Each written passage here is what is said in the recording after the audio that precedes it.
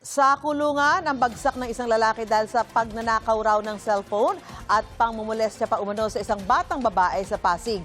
Nakuhanan din ng droga ang suspect. May unang balita si Gabriel Gonzalez.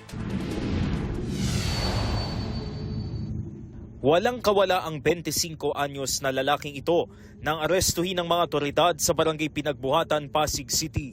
Ito'y matapos siyang magnakaw raw ng cellphone at molestyahin pa umano ang 8 anyos na babae sa isang bahay roon.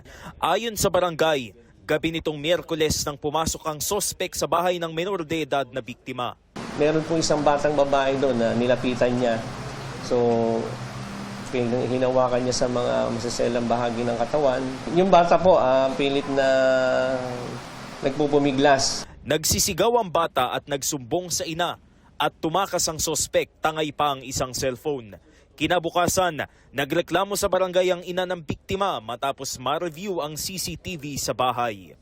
Since na meron pong CCTV doon sa loob ng bahay, nakilala ng mga residente, yung ninakawan, yung suspect. Pagdating doon po sa bahay, na-tsempohan na nandun at mabilis naman po na nahuli ng mga kapulisan natin.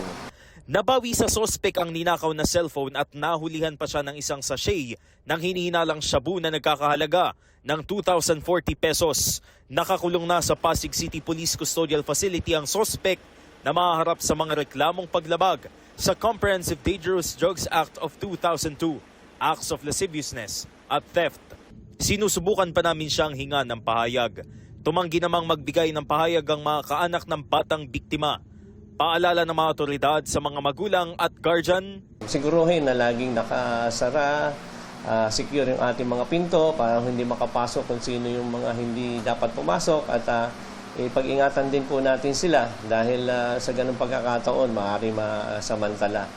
Ito ang unang balita. Gabriel Gonzalez, GMA News.